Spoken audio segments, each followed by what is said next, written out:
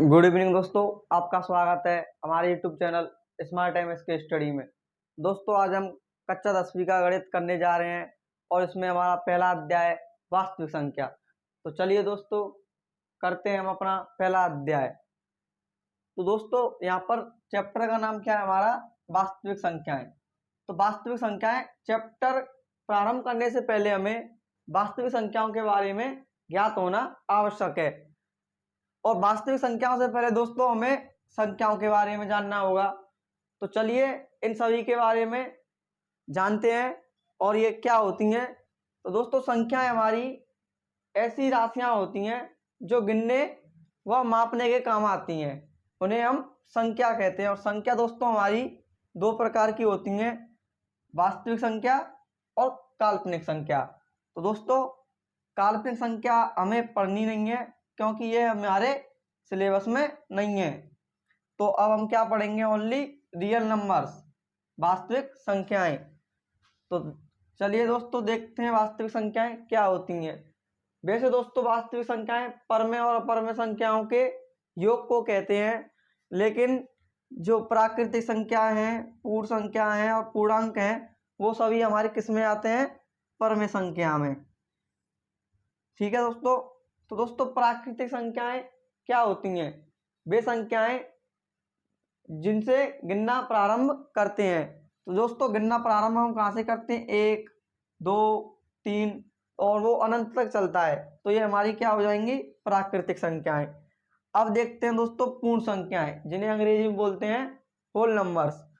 तो दोस्तों प्राकृतिक संख्याओं के सेट में 0 जोड़ने पर हमारा क्या बन जाएगा, पूर्ण संख्याएं।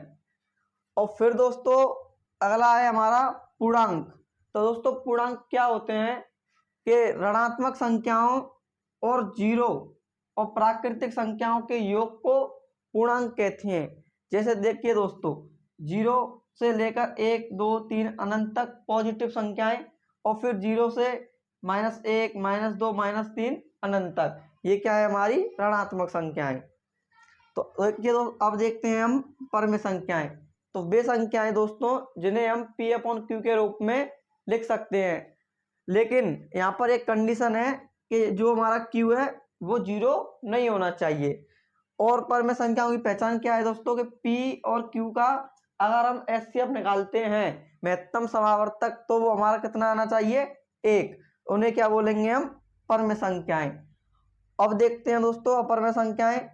तो अपरम संख्याएं क्या होती हैं कि रूट के अंदर अभाज्य संख्या। तो दोस्तों रूट के अंदर अभाज्य संख्या जैसे रूट के अंदर 2, रूट के अंदर 3, रूट 5, रूट 7, रूट 11, ये सभी क्या है दोस्तों हमारी अभाज्य संख्या। इनका एक पूर्ण वर्ग नहीं है। और दोस्तों ऐसी संख्याएं जो दशमलव के बाद खत्म ना हो और रिपीट ना हो, अनावर्ती ना हो, वो भी हमारी क्या होंगी दोस्तों, अपरमेय संख्याएं। अब एक एग्जांपल और देखते हैं दोस्तों कि 1.3 पर बार। तो बताइए दोस्तों ये एक अपरमेय संख्या या परमेय संख्या। तो देखिए दोस्तों हम इसको ऐसे भी लिख सकते हैं कि 1.333 डॉट डॉट डॉट के जो 3 है वो हमारा खत्म नहीं हो रहा है। तो दोस्तों ये कैसी होगी, ये होगी हमारी परमेय, क्योंकि दोस्तों इसमें जो 3 है वो बार बार रिपीट हो रहा है, लेकिन अपरमेय संख्या में ऐसा नहीं होता, उसमें संख्याएं हमारी रिपीट नहीं होती। चलिए दोस्तों अब देखते हैं हम यूक्लिड विभाजन प्रमेय।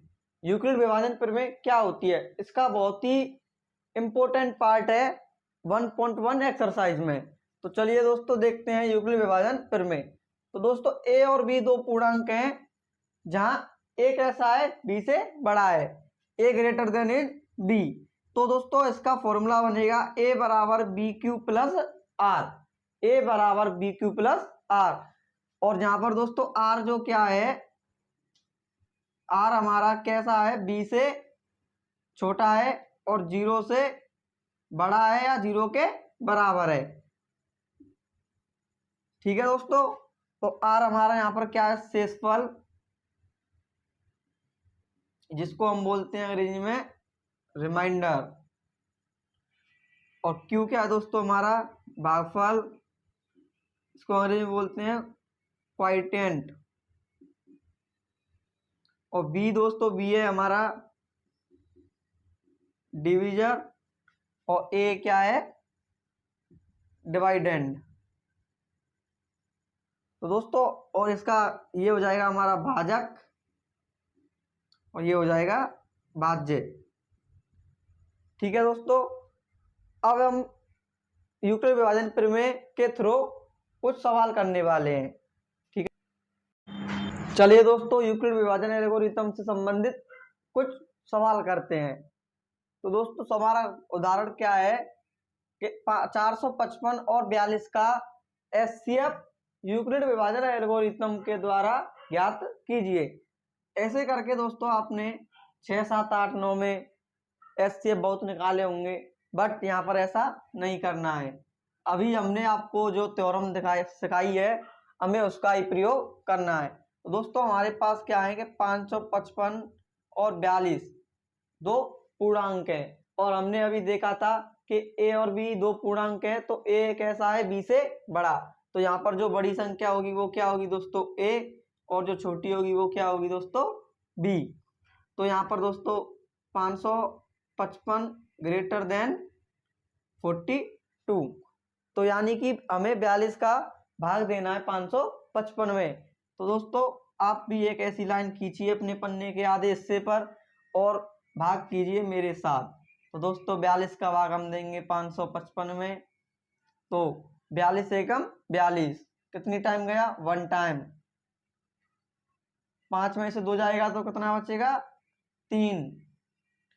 ठीक है दोस्तों, अब हम क्या करेंगे, अब इसके साथ 5 उतार लेंगे।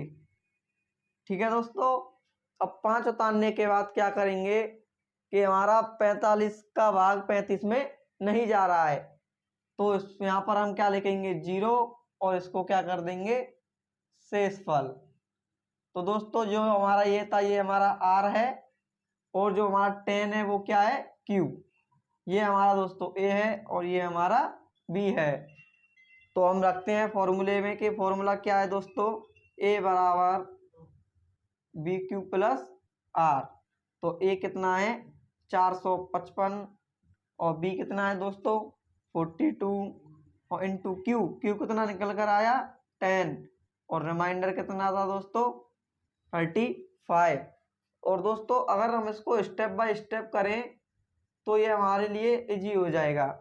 तो देखते हैं दोस्तों, अब यहाँ पर जो r निकल कर आया था वो कितना आया है, 35, और हमारा b कितना था, 42। तो अब दोस्तों, भाजक और शेषफल, इसमें दोस्तों भाजक और शेषफल में यूक्लिड विभाजन एल्गोरिथम का प्रयोग करेंगे। तो दोस्तों, अब हम यहाँ पर देखते हैं 42 क्या है, बड़ा है किससे, 35 से, तो ये हो जाएगा a, ये हो जाएगा b। तो अब हमें 35 का भाग देना है 42 में। तो चलो दोस्तों, देते हैं 35 का भाग देते हैं 42 में। हाँ दोस्तों, अब ये प्रक्रिया हमें कब तक करनी है, तो गाइस ये प्रक्रिया हमें तब तक करनी है कि जब तक हमारा r है वो क्या ना हो जाए, 0। तब तक हमारा r 0 नहीं होगा, तब तक हम ये प्रक्रिया करते रहेंगे। तो दोस्तों, अब 35 का भाग देंगे हम 42 में, तो 35 एकम 35, और कितना बचेगा दोस्तों, 7। तो ये हमारा q, ये b, और ये r।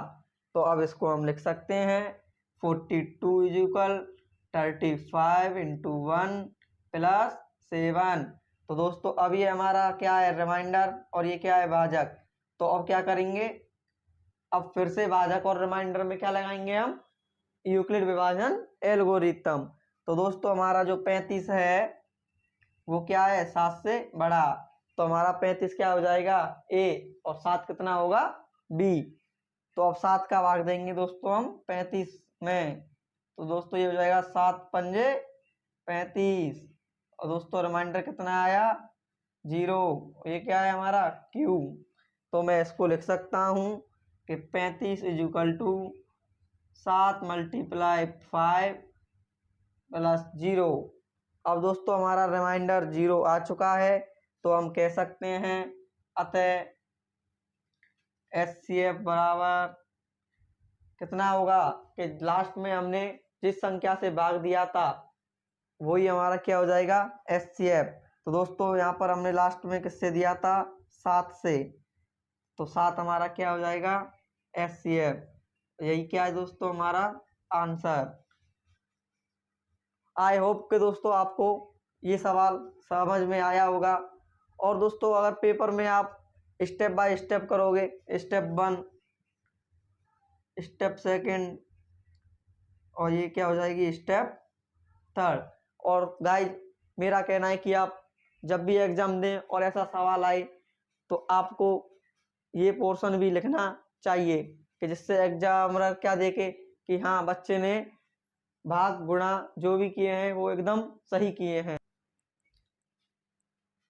चलिए दोस्तों अब हम एक्सरसाइज 1.1 का प्रश्न संख्या 1 हल करने वाले हैं।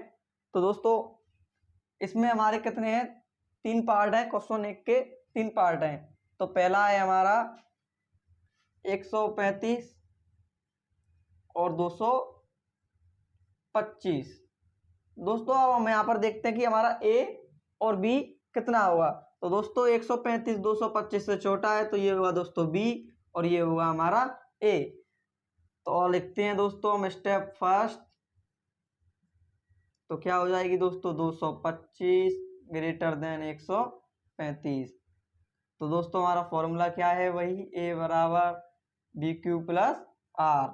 तो 225 बराबर कितना होगा तो वो देखते हैं हम यहाँ पर एक डंडा खींचते हैं और फिर क्या करते हैं दोस्तों भाग करते हैं। तो हम 135 का भाग किस में देंगे दोस्तों 225 में। तो ये आएगा एक बार तो 135 आ जाएगा और इसमें से घटाएंगे तो कितना बचेगा 0। इसमें से एक कैरी ले लेंगे ये हो जाएगा 12 और 12 में से 3 माइनस करेंगे तो ये बचेगा हमारे पास 9। तो दोस्तों क्या हो जाएगा ये हो जाएगा 135 गुणा 1 प्लस 90। तो दोस्तों ये हमारा रिमाइंडर है और ये हमारा भाजक है। तो अपने क्या करेंगे भाजक में और रिमाइंडर में यूक्लिड विभाजन का प्रयोग करेंगे। तो ये हो जाएगा दोस्तों 135 ग्रेटर देन 90। तो 135 इज इक्वल टू क्या हो जाएगा दोस्तों कि 90 का क्या देंगे अब हम 135 में भाग देंगे तो ये जाएगा 1 टाइम और कितना बचेगा दोस्तों 45। तो ये हो जाएगा दोस्तों 90 गुणा 1 प्लस 45। ये हमारा दोस्तों आर है और ये हमारा बी है। अब फिर से हम क्या करेंगे भाजक में और शेषफल में क्या लगाएंगे यूक्लिड विभाजन एल्गोरिथम। तो ये हो जाएगी दोस्तों स्टेप 3। तो ये क्या हो जाएगी 90 क्या है दोस्तों 35 से बड़ी है तो यहाँ पर करेंगे हम 90। तो इसका तो आप भाग दे सकते हो दोस्तों कि 45 दूनी 90 और शेषफल कितना बचा दोस्तों 0। हमने आपको अभी बताया था ये प्रक्रिया हमें कहाँ तक करनी है तब तक हमारा शेषफल 0 नहीं आ जाता। अब हमारा शेषफल क्या आ गया है 0। तो हमारा हम लिख सकते हैं अतः HCF बराबर क्या हो जाएगा दोस्तों 45। ये क्या होगा हमारा आंसर।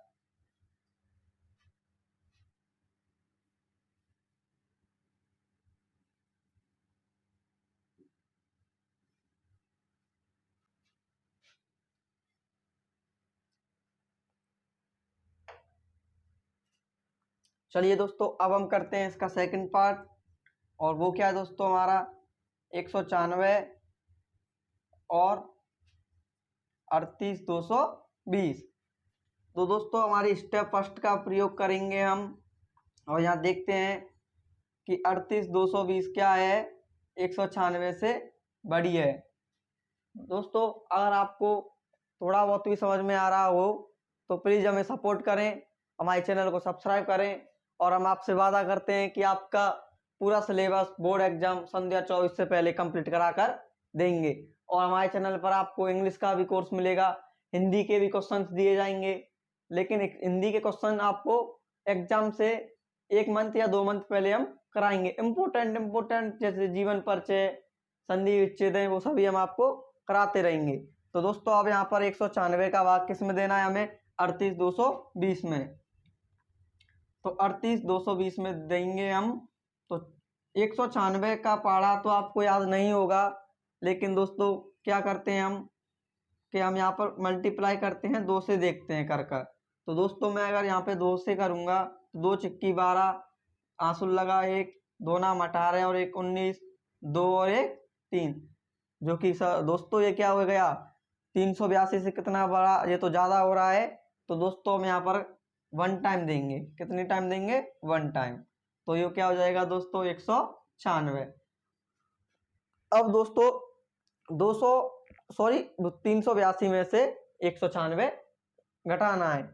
तो ये क्या हो जाएगा दोस्तों, इस पे से हम कैरी लेंगे तो यहाँ बचेगा हमारा 6 और यहाँ कितना बचा दोस्तों 7। अब इस पे से ले लेंगे इसके लिए कैरी, तो यहाँ बचेगा हमारे पास 17। 17 में से 9 गए तो 8 और यहाँ कितना रह जाएगा 1। अब दोस्तों देखते हैं कि 186 जो क्या है छोटा है 196 से, तो इसके लिए हम क्या करते हैं, इसका एक रिश्तेदार बुला लेते हैं। तो दोस्तों अब 196 का हमें देना है 1862 में। तो दोस्तों हम कर कर देखते हैं कि 19 का 18 में नहीं जा रहा है, तो हम एक बार ट्राई करते हैं 8 से मल्टीप्लाई करने का। तो दोस्तों यहाँ पर हम करते हैं 196 का गुणा 8 से, 8 छिंगी 48, आंसुल का 4, 9 8 72 और 4 74, आंसुल लगा 7, 8 एकम 8 और 1 7 15। दोस्तों 1568 हमारा 1862 से बहुत छोटा है। तो अब हम किसका देके देखते हैं दोस्तों 9 का। तो हम देखते हैं अब 9 का देकर देखते हैं कि दोस्तों 9 चिक्की 54, कैरी लगा 5, 9 नाम 81, 81 और 5 86, आंसुल 8, 9 एकम 9, 9 और 8 17। ठीक है दोस्तों, तो ये कितनी टाइम जाएगा 9 बार जाएगा। अब इसमें से घटाते हैं तो 12 में से 4 गए तो कितने बचेंगे दोस्तों 8। अब इस पे से कैरी ले लूंगा मैं, 15 में से 6 जाएंगे तो कितने बचेंगे 9। ठीक है दोस्तों, 98 हमारा बहुत छोटा है 196 से, तो इसके लिए भी एक प्यारा सा पड़ोसी हम ऊपर से उतार लेते हैं। दोस्तों अब 196 का यहाँ पर दोस्तों क्या है, इसके साथ पीछे क्या है 0, तो हम सीधा सा किससे दे सकते हैं 5 से। तो ये हो जाएगा 5 चिंगा 30, 9 पंजे 45 और 3 48, 5 एकम 5 और 4 9, और दोस्तों ये क्या रिमाइंडर 0। दोस्तों ये तो हमारा बहुत ही सरल था और जो कि क्या है स्टेप फर्स्ट में ही खत्म हो गया।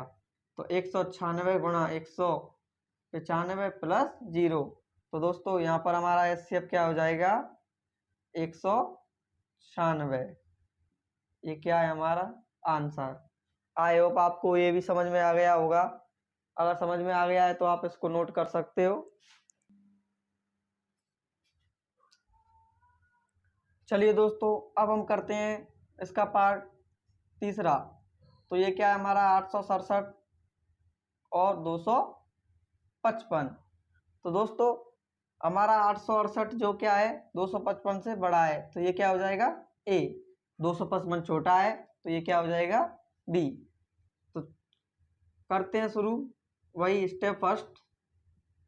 कितना है दोस्तों 868 ग्रेटर देन 255, तो ये क्या हो जाएगा 868।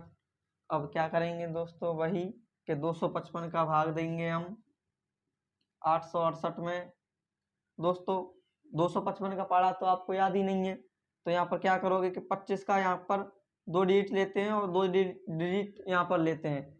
तो 25 का आप 86 में देंगे तो कितने टाइम जाएगा दोस्तों 3 बार, 25 75। तो 75 हमारा 86 से बहुत छोटा है, तो इसलिए इसमें 3 का जाएगा। तो ये हो जाएगा दोस्तों 3 पंजे 15, आंसुल 1 और फिर 3 पंजे 15 और 1 आंसुल का 16 और 3 दूनी 6 और 1 7। इसको घटाते हैं तो दोस्तों ये बचेगा 2 0 1। तो कितना होगा दोस्तों 255 मल्टीप्लाई 3 प्लस 102। अब क्या करते हैं वही भाजक में और शेषफल में क्या लगाएंगे हम यूक्लिड विभाजन। तो दोस्तों यहाँ पर 255 क्या है हमारा 102 से बड़ा है। तो अब हमें 102 का देना है 255 में। तो दोस्तों 102 दूनी 204, और यहाँ कितना बचेगा दोस्तों, सॉरी दोस्तों, यहाँ बचेगा 51। तो अब क्या हो जाएगा, ये हो जाएगा 102 गुणा 2 प्लस 51। अब फिर वही स्टेप थर्ड, रिमाइंडर में और भाजक में। तो ये हो जाएगा 102 ग्रेटर देन 51। अब 51 का क्या करना है, फिर 102 में देना है, और 51 टू जा 102, और ये क्या हो जाएगा दोस्तों, रिमाइंडर 0। और सवाल क्या हो गया हमारे यहाँ पर, फिनिश। तो ये हो जाएगा 51 गुणा 2 प्लस 0। तो दोस्तों लास्ट में हमने किस संख्या से भाग दिया था, 51 से। तो हमारा एचसीएफ क्या हो जाएगा, 51। आई होप दोस्तों आपको ये सवाल समझ में आए होंगे।